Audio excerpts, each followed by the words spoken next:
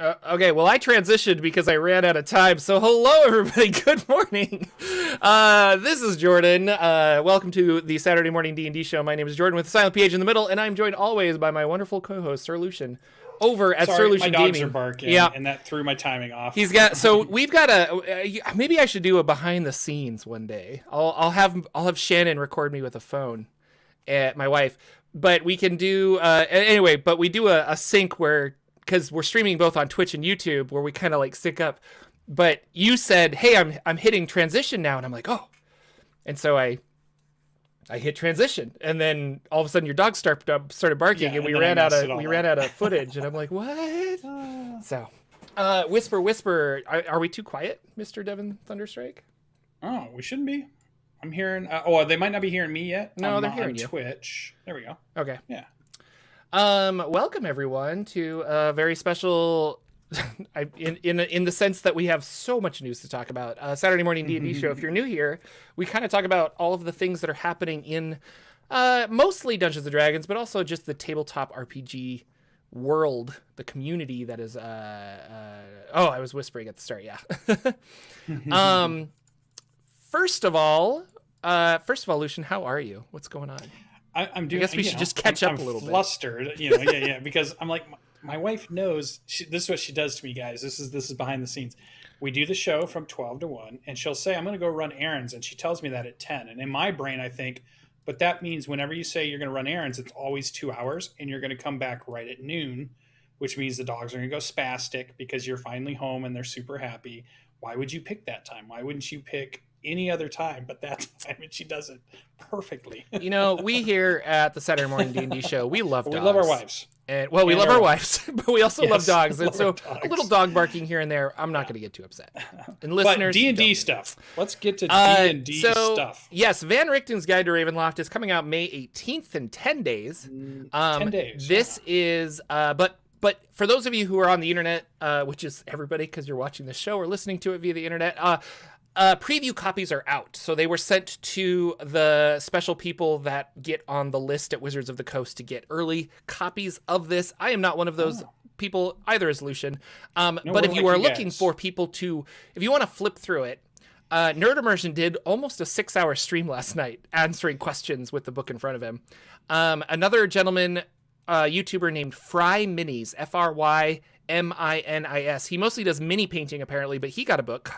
And he did a couple of videos here and there. And then another YouTube channel called Digital Dungeon Master did a full flip through.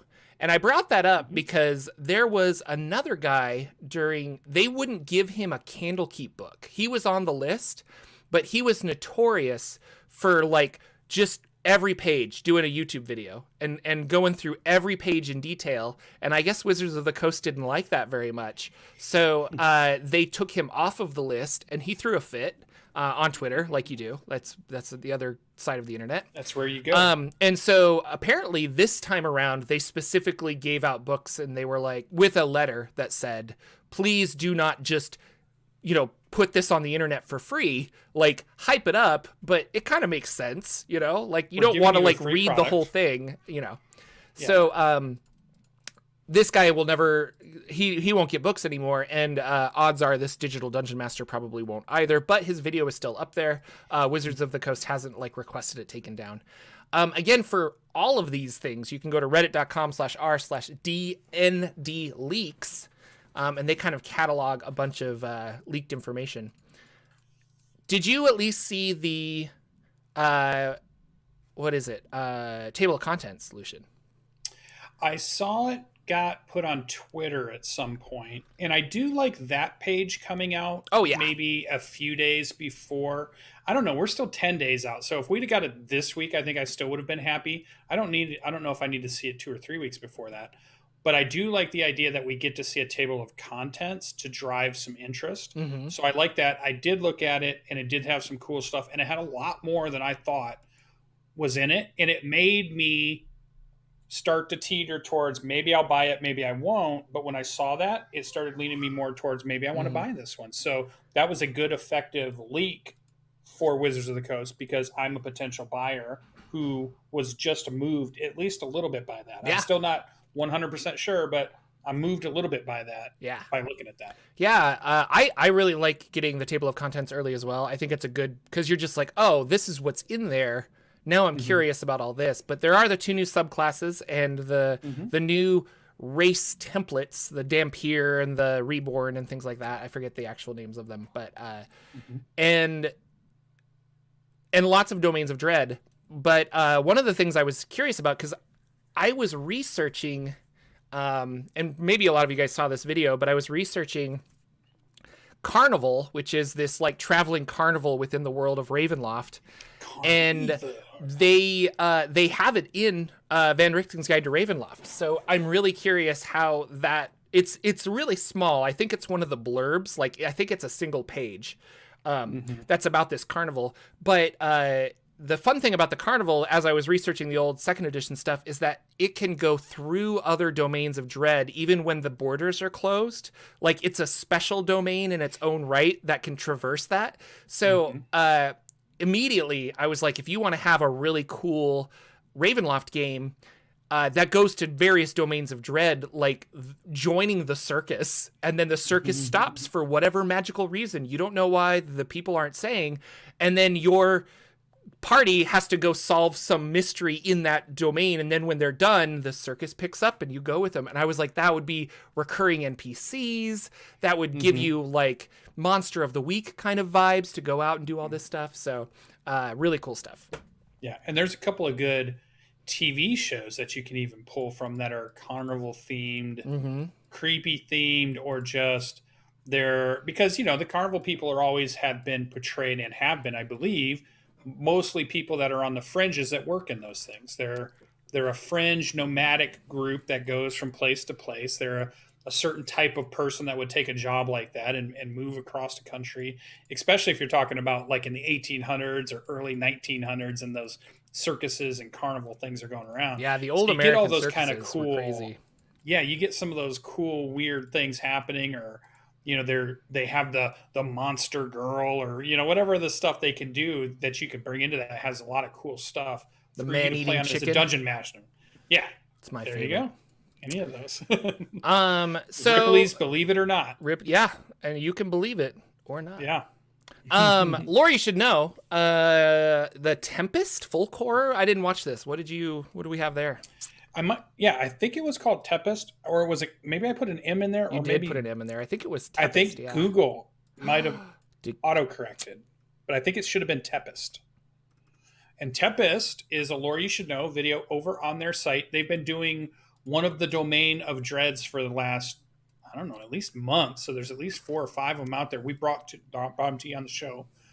We've talked about some cool ones. Tempest is your, I want to run that northeastern rural setting, Kansas, Children of the Corn, Wicker Man, witches, that whole, everything is, like there's this idyllic setting, but there's some type of evil that's starting to permeate in, or there's some type of evil that surrounds it, or there's something not quite right about this awesome, cool, small town, right? Yeah. This awesome, cool village, this awesome, cool thing. So Tempest is that one that kind of has, as the main bad guy is a hag, which is cool. We all know how much Wizards of the Coast love hags, especially the current writers right now. And apparently there's a lot of hexblood children in this one. And there's, I think that's one of the templates that you can have. Yeah.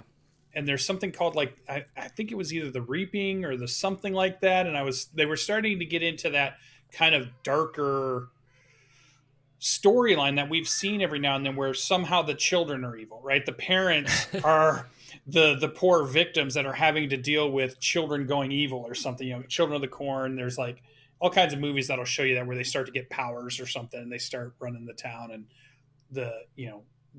the protagonists have to deal with, what do you do? Because nobody wants to go around and just punch a little kid, right? So that can't be the way you fight this problem.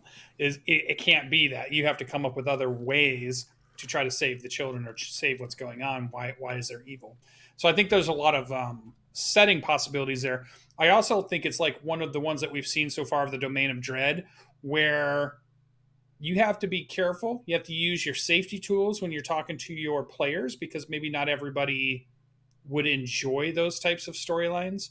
I mean, that's true about brand new all parents. RPGs. I feel like Yeah, that needs to be the standard of like, this is what the game's going to be about. Yeah. Yes or no, and everyone's like, But this no. one's like a clear trigger It for is, a lot yeah. of people, I would think. Like a very overwhelming trigger of something's wrong with And the anytime children, you're or getting gonna into do horror, something. you can do that too. You're but going to yeah. be there. You're right. You're right. Yeah. Well, but yeah, I get it. But like a werewolf show, you don't immediately go to that route. Vampire, maybe, because there's, submission or Monster. My or uncle was a attacking. werewolf. So maybe you go that way. How dare you? All the werewolf people out there, we're scary too. Oh, did that werewolf show ever take off? That they were making a spin-off of the What We Do in the Shadows vampire show. Oh, and it was about the werewolves so aren't werewolves, and it's so good. I wonder if that got made. I should look into it. So if you haven't watched that show, go watch it, because that's my favorite vampire werewolf. Really good show. Edition. Really good movie that they turned into a really good show. So. Yeah. Really cool. D&D Live. My ticket didn't come in the mail, but maybe Lucian's did. I don't know. This time G4TV, after they have gotten the dust off of their overalls for being under the ground for a long, long time, everyone thought they were dead. G4TV has come back, risen up like the necromancer that they are, and they are partnering with D&D, or with D&D Beyond. No, they are partnering with Wizards of the Coast to have another D&D live event. This one is going to take place July 16th and 17th. That's not too far off. It's pretty close, yeah. So, a couple months off, but yeah, and there's not any information other than that they are most likely it's going to be in LA, I guess, or maybe it's going to be online. They were just talking about that they're located in LA. But yeah, it's going to be online. I don't know who's involved yet. They just said kind of like celebrities. But more than likely, this is let's announce the Icewind Dale Rime of the Frost Maiden. That was announced in that summer, and then it came out, later in September or something. Yeah. And so it's going to be the next campaign adventure module that they're all working on. And who knows what it's going to be? Like, I don't know. But that's going to be one of our 5 books. So do you think that's it? Because July, that's almost 3 months away. That means we wouldn't know what the next book is for the next 2 or 3 months. That would be crazy. This doesn't have to be the next book. Yeah. Oh, okay. Like in June, they could definitely announce something, and then the campaign. One of the remainings. Yeah, I gotcha. So who knows? But I don't know. Yeah, I don't know. So that's happening. Well, if it's an online event, we can all attend. Well, that's true. Yeah. I just want my interview, Wizards of the Coast. No, I'm kidding. Yeah. So I don't know. I think I did. I heavily watched the last one. That was fun. Mm-hmm. I watched it. Dark Alliance, which is there's a new Dark Alliance that's coming out for PC and PlayStation and stuff. But the original Baldur's Gate Dark Alliance, they are remastering it for a 4K re-release. This is a PS2 Xbox game that I never played. I should see if I have a PS2. I should see if I can find an old PS2 version of it. But I thought that was cool. They're going to release it for console only, but it'll be on the Switch, the PlayStation 4 or 5, Xbox One. And that's yesterday that was released. As I didn't even realize that. I was reading this now. Okay. And I love that you're wearing a PlayStation shirt. Yeah, whatever. The last console I bought was a PS2. And then I joined the PC Master Race after that. I don't know. Yeah. No, you must have a Switch. I feel like you're a Switch guy. I feel like I am a Switch guy as well. I think I would have a lot of fun. But no, we do not have a Switch. Wow. We recently inherited a Wii U. All right. So some friends of ours, their daughters went to college. And they were like, we don't want this Wii U anymore. You guys are nerdy. So they gave it to us. And I went and bought Super Smash Brothers. And I played that for a little while. And it was Super Smash Brothers Wii U or something. So. And I wasn't even ashamed at all when I played that whole thing. Oh, so fun. Yeah. So check out Dark Alliance. People have lots of fond memories of that game. So it's out. And if. And the new one's coming. Oh yeah, the new. Don't judge that game on that first trailer that came out, because that first trailer they put out was crazy nonsense. They put out a second better trailer after that. You can check one of the other shows where we talk about all the release dates, because I'm sure we've said it a million times in our notes somewhere. Yeah. But the other one's coming out, and that's where you get to play, the characters of Drizzt and Catterbury and stuff. Yeah. So fight things collectively. That is coming out June 22nd. So not that far. So, and pre-purchase it on Steam. It's only $40. Yeah. But the deluxe edition is $60. So, and you want the deluxe edition because it comes with the Beholder weapon set. So. Beholders don't use weapons; they use eye rays. They do, but when you skin a beholder and make a maul out of it, apparently that's what this is. So, I'm doing that in my next D&D session. I know. I really like crafting, and I haven't found. Still haven't found a good. I haven't found and I have Witchcraft is a really good system, but I think I'm looking for that Monster Hunter like. You have to go kill the beholder to get this gem, and then that gem you can put it in your weapon, and I don't even know if does that translate well in an RPG, like a tabletop RPG. I feel like it could. I don't know. It would be your downtime activity stuff. It would give you a reason to collect pieces of things you are destroying, murder hoboing anyways. Yeah. That's another topic of conversation we should have. Maybe after the news. I'm going to put a pin in that. We're going to talk about that. Put it right here. Crafting? Question mark. Magic the Gathering is doing what's the word I'm looking for? A Forgotten Realms card set. And this is called Magic the Gathering Dungeons & Dragons Adventures in the Forgotten Realms. They released a Tiamat card that when Tiamat enters the battlefield, if you cast it, search your library for up to 5 dragon cards not named Tiamat that each have different names, reveal them, and put them in your hand.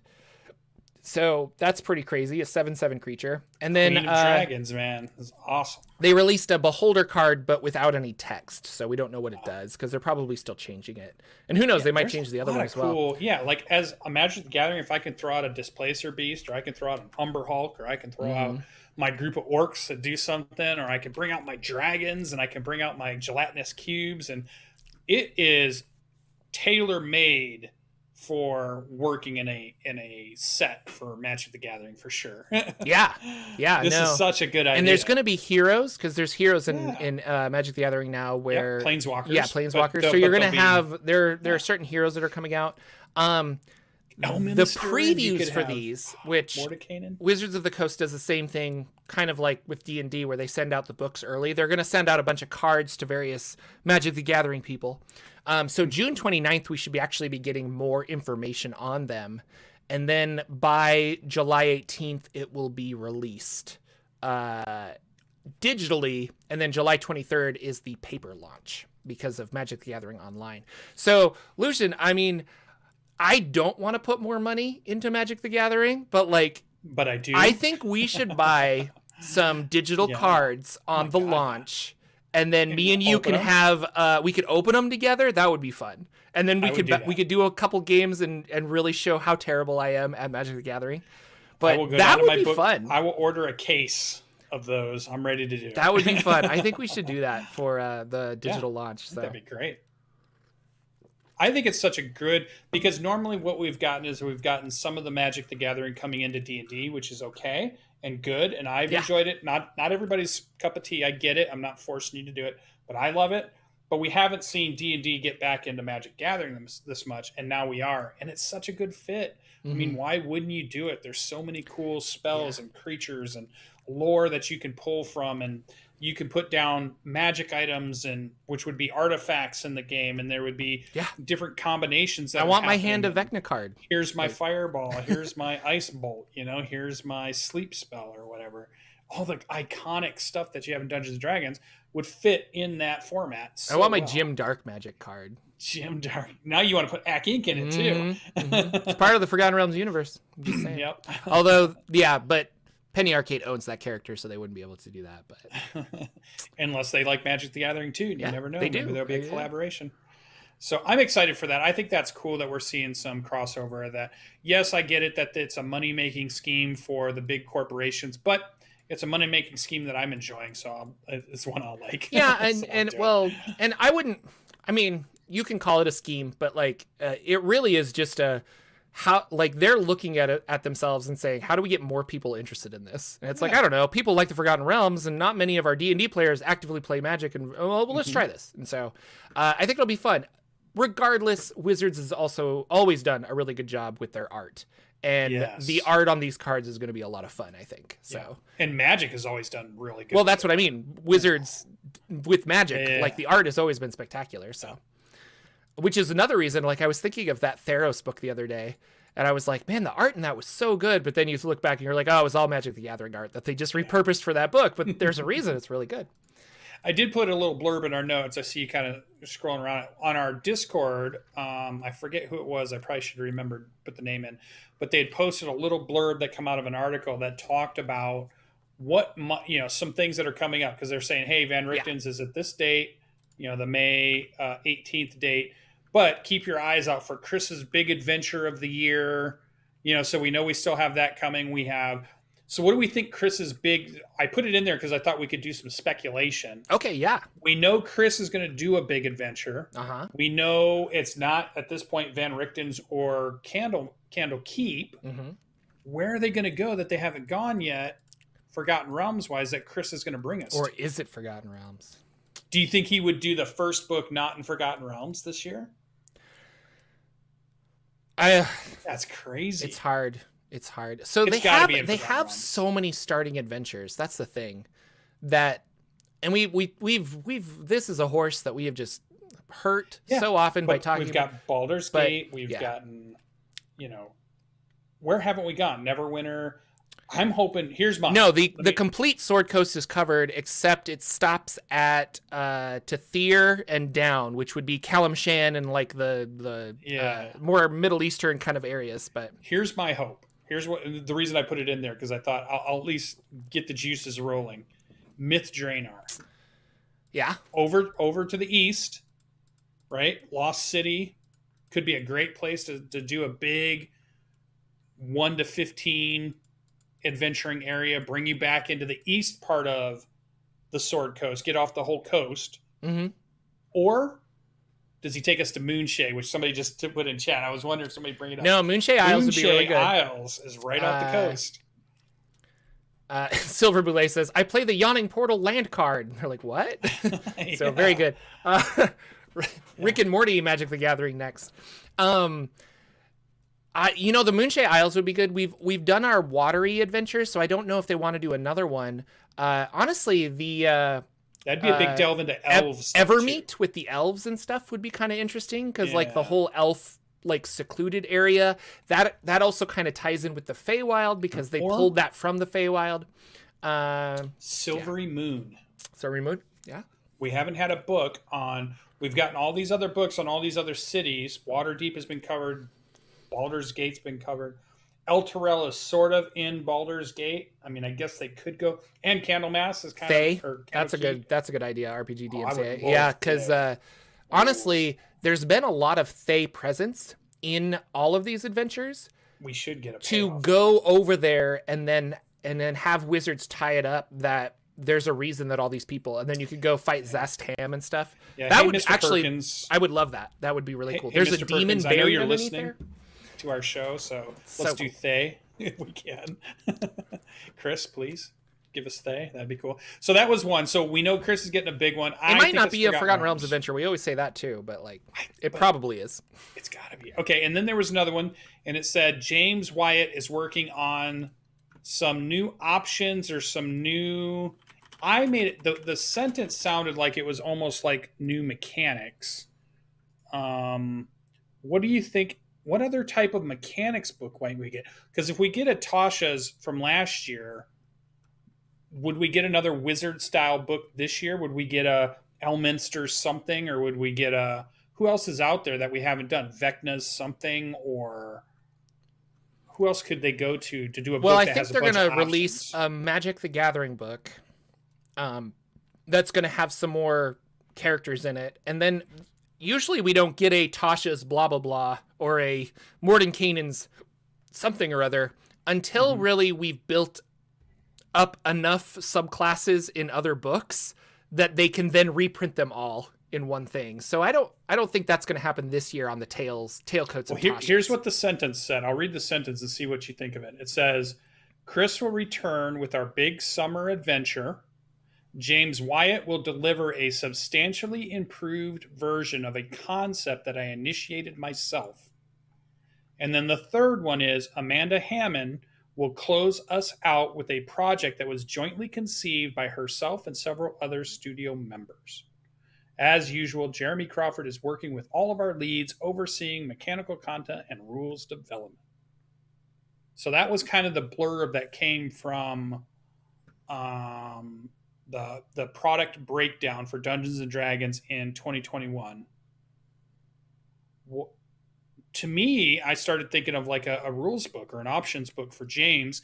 And then maybe the Amanda Hammond thing, if they came together and they said, we want to do this thing, do we get a unique campaign setting? Or did she gather some people and say, hey, I love this Greyhawk, or I love Dragonlance, or I love this. Will you let me gather some people together and do a full campaign book, 5th edition version of it? And they said, you know what, run with it type thing. So I'm wondering if leaning that way. But it's just interesting the way they worded that. And I love the way they word it because it allows us to speculate and it allows us to imagine what we might get, and anticipate. Well, so looking at James Wyatt's history, he worked on City of the Spider Queen. He worked on the Eberron campaign setting. He received awards for that, so he worked on those. But he worked Oriental Adventures, which that would be interesting. We'll see if they do that. I think there's reasons that they might not.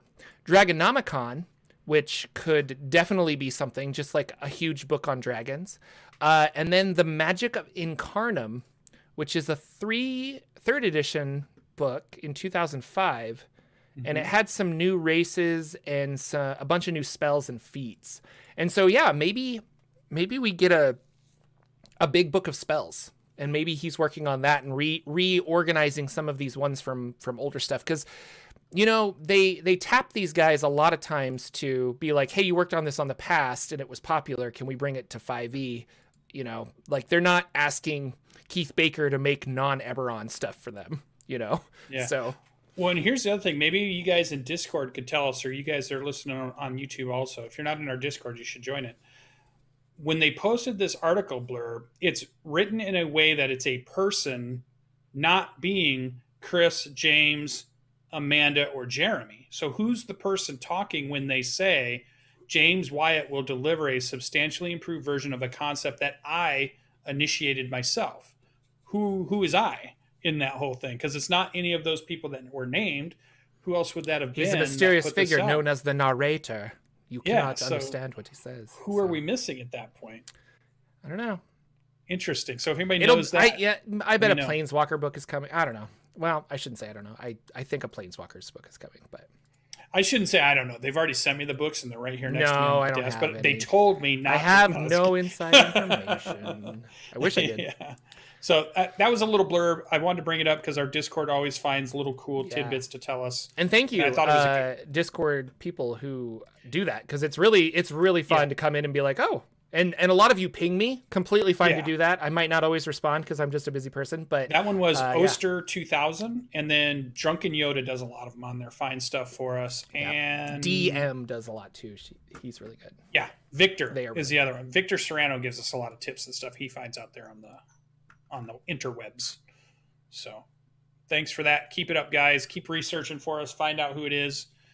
The other thing that I had listed there was, Gen Con. Those of you that want to go to Gen Con.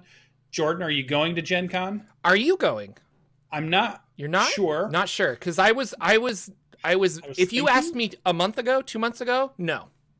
Yeah. But now I'm vaccinated. I feel pretty good. People are traveling again.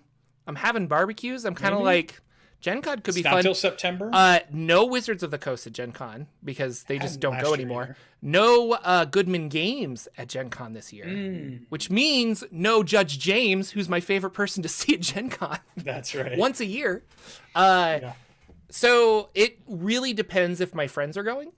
And if my friends are not going, then I don't think I want to go because I'm like, I'm not going to have fun if I'm just like, well, okay, I don't know. Here's mine, because the first couple I went to Gen Con, none of my friends went anyways, and I made friends when I got there. So I'm kind of moving that off my list of I'm only going to go if they're going, only because my first couple were that way. But I think the thing that's going to teeter me one way or the other, and I need to figure it out soon because the badges are May 23rd. The actual thing is from September 16th to 19th. And if you're going to not use your badge that you rolled over from last year, you need to roll it to the next year before May 16th. If you have money invested in Gen Con, go to the website now and find carefully out read everything because they have kind of hidden stuff at the bottom that you may lose your ticket that you have already paid for. Do not let that happen. Don't do that. But the thing that'll tip me, I want to know how big or how many of the game companies are going to show up to the exhibit hall. If the exhibit hall is going to be nearly the same size and nearly the same amount of people there selling product, then I'm interested in going because I love walking through exhibit hall and looking at all the stuff that's going on. If most of those companies are leaning towards, nope, we're still in a pandemic, we're definitely not going into a convention center, we're going to try to keep our people safe, which is absolutely a valid thing you can do. If that's going to be super small or not worth it, then that makes me lean to I want to roll my badge over. So I got to do some research this week coming up to try to get a handle on how many of the game companies are actually going to go to the exhibit hall this year. If it's a bunch, I'm thinking I might put in for a badge. If it's hardly any at all, I'm thinking I'll just roll it and wait for next year. Yeah, I mean, I don't know. And honestly, this year, it feels like if I go to anything, I'm going to go to Gen Con or PAX Unplugged. Yeah. But I don't think both. Like, I don't think I could go to both. So I'm also kind of waiting to see what they're doing with PAX. I don't know if that's actually been announced, yes or no, but that's in December, I think. So that's even like better because it's like, okay, that will be November, December. Yeah. Like that'll be even further and hopefully things will be off fire by that point. But Gen Con this year is going to be September 16th, 19th. They are limiting capacity, so they're having less badges than normal. And with less badges is less people, obviously. But I also think they're just going to have less vendors and stuff, you know, because like already I want to see Goodman Games and they're not going to be there. And so I'm like, is Monty Cook Games going? Like, I mean, the things that I kind of care about. All those new products that they wanted to put out before the pandemic hit, they had all this stuff lined up. And now they've had not a lot of an avenue to show that off except online. I wonder if you go this year, if the deals will be good, if you'll see a bunch of stuff that you didn't get to see because they really wanted to push their new product. But hey, there was nowhere to push my new 2021 product because there's no conventions going on anywhere. Will they come out like gangbusters and just have a bunch of cool stuff? Will they have cool promotional stuff because you do come out? Or do people still, you know, are they being safe because we're in a pandemic and maybe not everybody has been vaccinated yet? You know, and there's another side of this is a lot of people, even though it might very well be safe, still are very uncomfortable with the idea of crowds.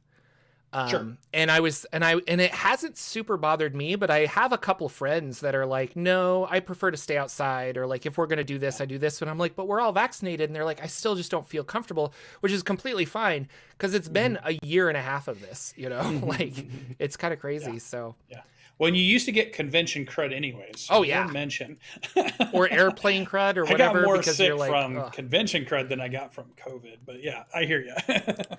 So badges are May 23rd. That's when you can start purchasing badges. So keep that. And I assume that they're going to do the whole housing lottery again. Who knows? So possibly. I also threw in there Tolus. Tolus, yes. Tolus. Tell me all about it. The P is silent. Yeah. Unless you would like that. Oh, well, there's no H, so there's fine. no H. Yeah. Maybe there is. It's silent. We don't know. Maybe invisible. It is PH Tolus. It's completely gone. Unseen.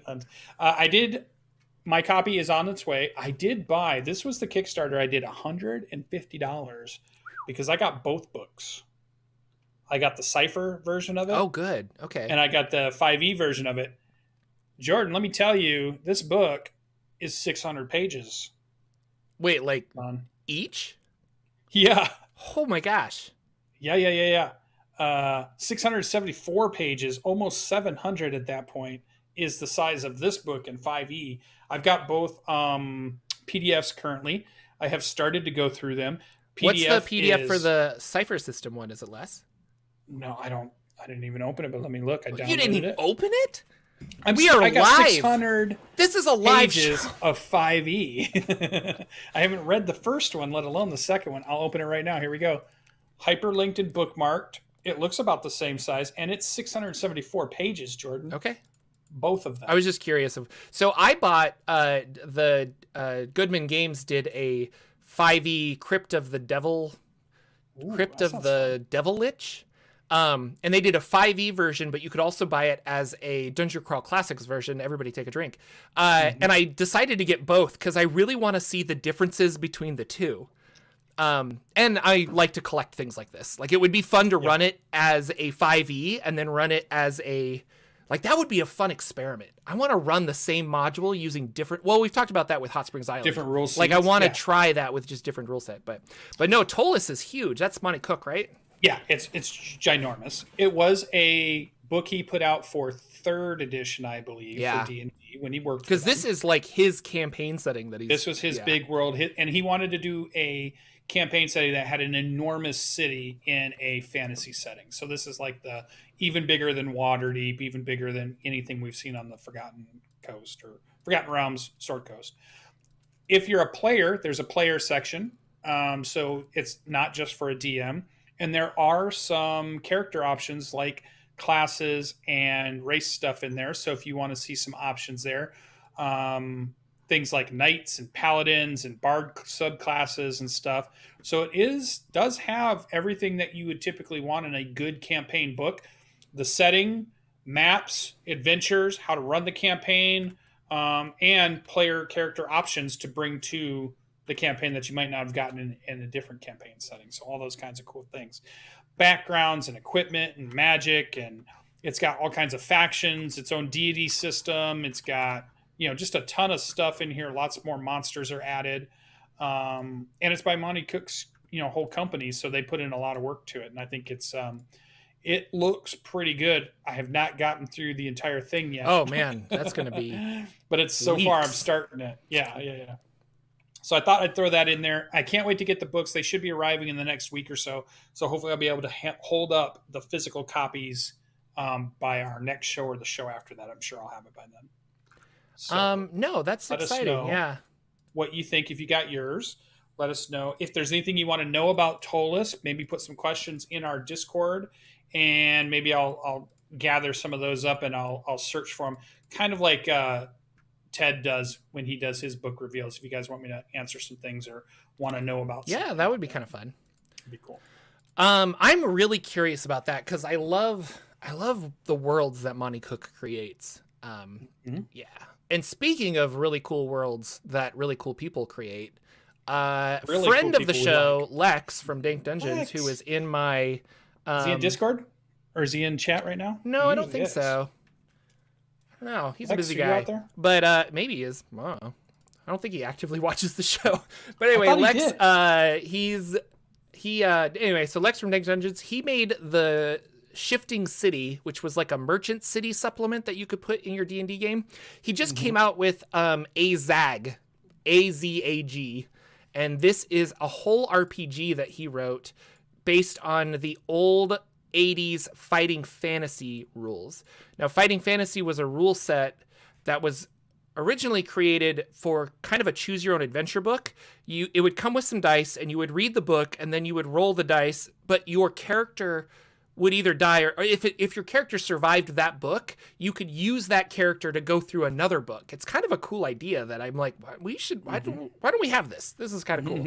And so it was a way to kind of role play by yourself or level up a character while reading a book, kind of a thing. Yep. Anyway, so he took those rules and he hacked them a whole bunch and he made this custom, really cool setting. And because he's Lex and he's just like this, he reaches out to these people and they're like, yeah, that sounds cool. And I'm like, how did you do this? But he found this gentleman who goes by Loot the Body on Bandcamp. And Loot the Body, he also did this for the Shifting City, but they made a soundtrack to the game. So you can go to this Bandcamp and you can buy the album, and if you buy the album, and I think it's like $12, you get 5 tracks, but you also get the whole RPG, a PDF of the RPG. Or you can go to just get the PDF, and I think it's like $10 or something. Anyway, I bought it. It's really fun. I was one of the playtesters, and so it's cool. Like, there are some things that are... I was telling Lucian at the beginning, there's things that I'm like, I don't really know if I don't like this, but it's one of those things that I need to play it more to see. But overall, the art is really fun.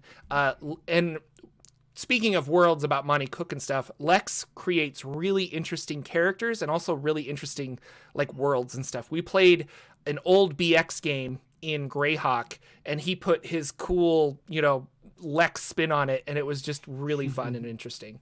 So awesome. He just does a really good job with games and things like that. So definitely go check it out. Tell him that I sent you and that you are here because your good friend Jordan said go buy this. But that, yeah. And speaking of, like, I want to do more games, like play more systems and stuff. This is another one that I want to dive into. And I might do this. So I built another YouTube channel recently, and I think I'm going to start doing flip throughs and reviews of all of these RPGs that I love, but they're not Dungeons and Dragons, so they're not really good for the main channel. So that might be something. So maybe tonight I'll do a live stream or something on the second channel, and I can talk about a Zag or some of these other RPGs. I just want to know where you got the name. That's my first question. I don't know. Lex, where did this name come from? I was wondering that too, actually. Well, after you said it, I was like, I wonder. Is it an acronym? Maybe it's an acronym, or is it knowing Lex? It's probably like important in some way. Yeah. Very cool. But there's a world. It comes with a world map. He did a really good job. Like, and he hired some really cool artists. The layout's really good. It's fun. So. And he did it without really, like we were talking before the show started. Didn't do it with a Kickstarter. Did it the more indie route. Went to the couple of different pages that are more indie for, like you said, music and board gaming in general. Itch.io is another place. Yeah, you can get it at itch.io. We were talking about how I haven't really explored itch.io, but there's a huge group of people that are creating tabletop RPG content there. It's really popular. Like, I thought it was just kind of for video games and stuff, but it's just like games now. So you should definitely check it out. I feel like it's like indie project stuff. Really. Yeah, I guess you're right. It's really interesting because I've seen some cool stuff come off of there. My dungeon mapping program I use, the guy put it up on itch.io is where I found it. And I was like, oh, this is cool, where it makes random dungeons just by hitting a button, and it creates cities and dungeons and all kinds of stuff. And I was like, oh, this is really cool. But it was a really indie site there with all kinds of other stuff like that on there. And I thought, interesting. And then Bandcamp is that place like where you can go, and there's several different music places where you can hear independent people just putting music out that they've created, whether it's instrumental or songs or themed in some way, and they put it out there and you can use it. Some of it is free to use, some of it's you purchase it from them, and there's a whole scene out there of that stuff too. So all of that can be brought in and help with your game. If get more stuff to use in your game and bring more atmosphere into your game, go check out some of those indie developers. Keep your eyes out, not just on those big developers, Wizards of the Coast, although we love them too. We'll find those indie developers too. No, and like I said, I got Pungent Quest, and I got the Wizard's Grimoire, which is over there. Yeah. Like Ben would probably those were Kickstarters, but it's kind of the same thing. That Zine Quest of February, like lots of really cool stuff. And I don't know, yes, I love D&D, and I'm running Numenera now, but there's a part of me that's like, man, we were talking the other day about starting a new D&D session, and I was like, yeah, I love the system, but boy, you can get inspired from so many different things. It's really fun. And I think it's really important to play other systems as well, because you get an idea as a dungeon master, you get an idea for how mechanics work overall. And then it's helped me a lot create some challenges for my players. And so it's fun. Yeah, bring something they haven't seen before too, which is sometimes as a dungeon master, what you're trying to do the most of is show them something they haven't seen before, surprise them in a delightful way. Yeah. You know? Oh yeah, somebody asked in chat, what is the name of your second YouTube channel? And that is Jordan's Jocular Junction. So let me get a. That'll fit on a T-shirt. Yeah. Let me see if I can get a link for you. But on this channel, the PH is not silent. That's what the whole difference is. Yeah. You know, like you do. Yeah, here we go. So there's not a lot there now, but I want to add more at some point. So in fact, there should be two warring factions: the Jordan where the PH is silent, and the Jordan where the PH should I is not change silent. this one? It should just be And they Jordan fight without each a P. other. Oh yeah, and we in one I've Yeah. got like an evil goatee, and in the other one I don't. Yeah, Okay. and they do like dance battles to fight each other, and they do rap battles is the way they battle each other. Yes, this would be great. That would be That's awesome. a lot of content that I don't know if I can do. Lucian, are you playing games? What's going on? I'm playing Dungeon of the Mad Mage. Yeah. I don't know what you're playing, but I'm playing Dungeon of the Mad Mage. Tell me all about it. Official. Loving it. Getting in a big battle with a wizard-like dude. Counterspell. Yes, That's you would the think. solution. You would think. We started to run into a couple of instances, and I don't know if this is our dungeon master because our group is so powerful, or if this is actually how it actually reads in the module. Eventually, I'll go back after we've run through the whole thing and read through it and see how, because I like to know how he changed things or how he added things to make it more fun and Mhm. what things were changed and stuff. We're running into a few things where all of my attacks do no damage. Magic bow, none of the abilities, doesn't matter what it is. The thing we're hitting somehow has something that is allowing no damage to go through at all. So, you're having to figure out the whys to that and the reasons there are. So it's interesting that as we're getting higher level, there are more things being introduced that counteract our power. Mm-hmm. But it's like shutting our power off versus it wasn't having it wasn't resisting it or something like that. It was just like, yeah, you hit them like 4 times but it doesn't do anything, and you're just like, oh, you hate to have a round to go by where everything's working but it doesn't do anything to whatever boss bad guy you're fighting, right? So I was wondering, you played your campaign, they got up to 10 or 11, maybe even to 12. Did you have some bad guys they fought that took no damage from magic or took no damage from many of the things that their players were trying to do? Like, did you create creatures because you had a monk in your group, and so all of a sudden there were creatures that were immune to stun or something? I did do that. Starting to That was older. Yeah. But I did, after our monk was stun chaining things, I was like, I gotta have something. So I made him either immune to stun or I would give him advantage on constitution rolls. Because that's just insane. No, there was a really good wild mount monster that isn't immune to magic but is resistant to most magic and has advantage on saving throws against magic. And that was a fun monster to use, but I specifically chose that because I have a warlock, 2 wizards in this party, and I was like, we're gonna use them. And they just like mop up the floor really good with them. But yeah. No, you start giving your players some magic items, and I wonder if 5e would be really balanced without magic items. Yes. Yeah. Like I would hate it because I love magic items, but to play a whole game where you don't have magic items to see, like, well, then you get into problems where there's certain enemies that can't be hurt except with magical items. But I guess if you took spells like magic weapon where you cast that spell on your weapon, you'd have to prep early. Like, I don't know, that could be interesting. So yeah. So we had to come up with an interesting way to deal with this guy, or try to find out why all of a sudden you have immunity. But here's the thing I always think too, because I feel like in some ways I know what's going to happen as a dungeon master. If it's let's say you're fighting a big bad wizard and everybody hits them in that first round and all their stuff says you hit but no damage. So immediately your mind starts thinking, well, maybe he's wearing something that's absorbing all this damage or making him completely immune to damage. So the trick is to get that off of him.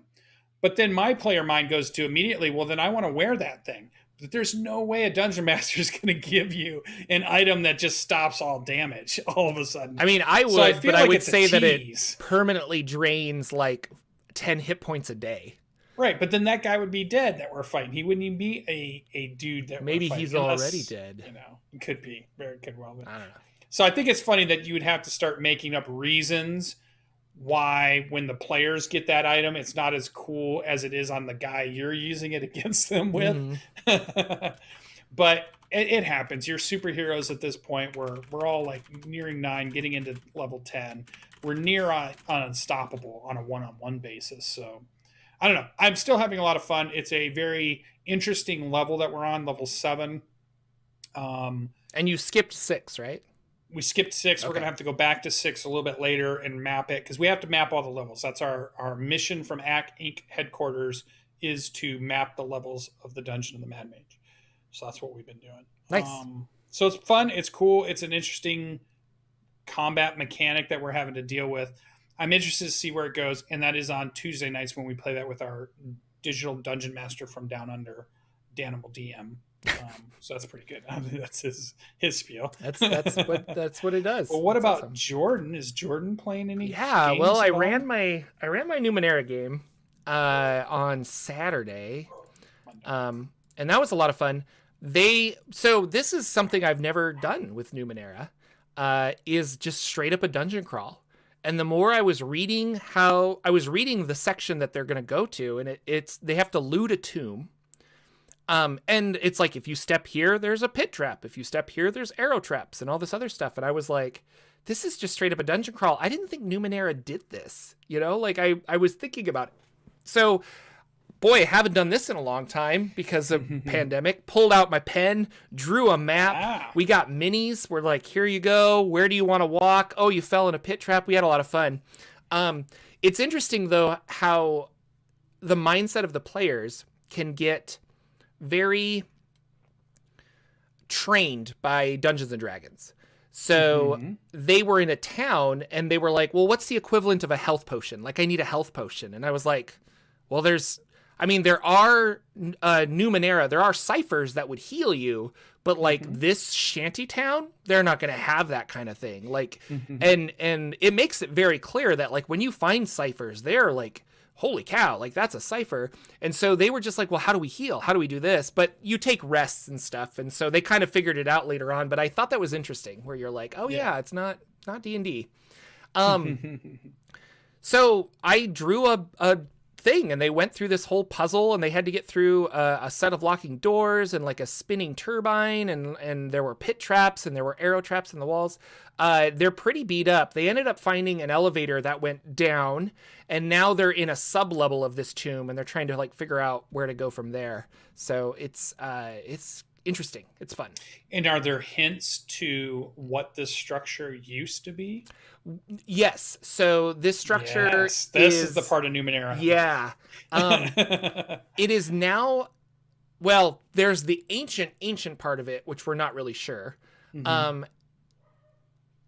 And that has to coincide with the tomb. So there was a queen that was buried there and a bunch of traps to hopefully keep her from robbers or something, all of the treasures that are there. But then 150 years ago, people started worshiping this as like a holy site, specifically about some kind of alien bug creature that when it would touch you, you would just drop dead. And they worshiped this thing as a deity. And my players found that creature that may or may not be a robot. Like it's kind of interesting. Like they were gonna attack it, and then they did attack it. That's right. And then the stinger got into one of the guys, and they all decided to retreat because he got messed up. So yeah, but it's been fun. It's been really interesting. And again, the whole purpose of this is that they're looking for this artifact called the Impossible Blade. That is basically like a lightsaber syringe or lightsaber scalpel that will allow this giant worm creature to remove a parasite from one of the players, or player characters. But yeah, I like the system a lot. I think my players are 50-50 on it. And I also think summer has hit, and they're just like, we want to go out and do things. So we're not playing tonight because they're going to go see a concert. And I was like, okay, that's fine. Which then we were talking before the show starts that I'm like, I need to just start playtesting my game, and I need to like, I don't know, I need like an impromptu D&D party, like D&D tonight, get over here. Or what it sounded like to me when we were talking is I need to do a creative outlet. I need to do something creative.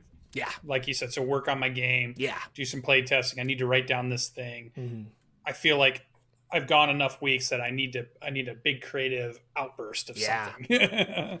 That's what I was hearing. So I thought, yeah, exactly. No, and that's true. And so again, I wanted to, I don't know, I need to work on my game and actually like roll some dice rather than do hypothetical stuff, because it's fun. It's really cool. Yeah. Good morning, Mr. AJ Pickett. Glad to see that you AJ's joined here. us so early for you in the New Zealands. Yeah. Early. And then that is about it. For those of you who don't know, I switched jobs, so I have a new job now. This was my first week at my new job, and so lots of training. I was very exhausted by that. So in a way, I didn't have any time to really prep Numenera, so it's kind of good that I am not having Numenera tonight. And maybe I'll just like, I don't know. Lately, I'm like, I just want to read a book. I just haven't read a book in so long.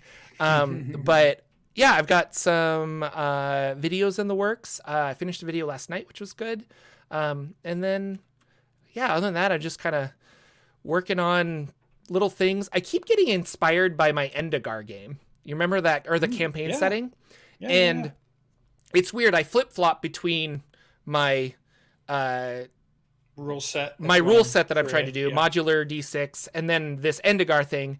And there's a part of me that has combined them, or I want to combine them and just do it together. But I think I need to get the rules down solid before I start introducing weird campaign setting things. And originally that campaign setting was for Dungeons and Dragons, but that's evolving even more as I'm researching more things. And a few patrons are asking me questions about it, which is good because then I have to come up with answers. So it's kind of interesting. And I remember Ted did a live stream a long time ago where he was just like, ask me questions about my world. And he's like, he specifically said it was great for him because people are like, how many moons are there? And he's like, I don't know, I've never looked up. Like, and so you have to like come up with like, why is there a moon? We don't know. Like, because are there there's other smoke. planets? Like, yeah. And so I thought that was interesting. So I've been thinking about, I want to do one of those at some point in the evenings. I think that would be fun too. Yeah. That'd be fun. It would almost be fun too, to do one of those a year where like in January, when we start the shows out, we decide that like we're going to do for this whole year, we're going to build this campaign world. Yeah. And the community is going to ask questions and throw out suggestions, and we'll work through it all. And then that whole year, by the end, you have this kind of cool, interesting campaign world. And then the next January, you have the new idea. Because we used to talk, I mean, our Bardic Inspiration had campaign world after campaign world after campaign world that we were like, we could go this, you could go Hollow Earth, you could go Big Giant Cliff, you could go, what is it like if you're spell jamming or doing something like that? What if it, we had all these ideas. So it'd be cool to go through, just take a year and just flesh it out and be like, okay, there's that one. And then here's the next one. Let that creativity come out. That would be cool. Now, here's the problem I'm having. Like, does it count if you're not actively playing in the world? Because I made this whole Endegar thing and people are like, that's really cool. But there's so many facets of that I do not feel compelled to come up with until a player's like, what do the buildings look like? And you're like, and then you come up with it, which is good if we have questions coming from the community. But like, I think I need to run a game in Endegar, like, so maybe my next D&D game will be, I'm going to force you guys to play in my homebrew setting. I love running adventure modules. I have so many that I want to run. I was looking at Out of the Abyss again the other day, and I'm just like, I want to run this so bad. I've been wanting to play those too. I want to play those old ones, Tyranny of the Dragons. Oh, yeah, or the old ones. Ones. Again, Goodman Games, they're coming out with $100 Temple of the Elemental Evil that is a revisiting of the original module and how it's evolved over time and why it's historically important. And I'm like, I want to run that so bad because I love the vintage adventures. So you get a sense of like where D&D came from, you know. And I'm no stranger. Like I've done that. And I love Temple Elemental Evil. One of my faves. Man, good show. Time flies. Fun. Time flies. Thank you guys so much for coming out. Thank you. See, Danny, what language do your trees speak? I don't know. I haven't thought about that. Do trees even talk in Endigar? Rustling. Rustle. They speak the language fluent of rustling. Yeah. Only with the wind. Rustleng. Thank you guys so much for coming out to the Saturday morning D&D show. We're always excited to have a live audience and chat with us. If you're catching us on podcast, consider catching us live on Saturdays on YouTube or Twitch. Links down below to most of the things that we talked about today. And if you are awesome and have some spare time, rate the show and all that other stuff. We really value that. It helps get the news out about our silly podcast. So thank you. Yeah. With that, anything else before we go, Mr. Lucian? If a tree speaks in the forest but nobody hears it, did they curse? I don't know. That's it. Okay. New segment. Wisdom from Lucian every start of the month or something. I don't know. Goodbye, everybody. We'll see you next week on another episode of the Saturday Morning D&D Show.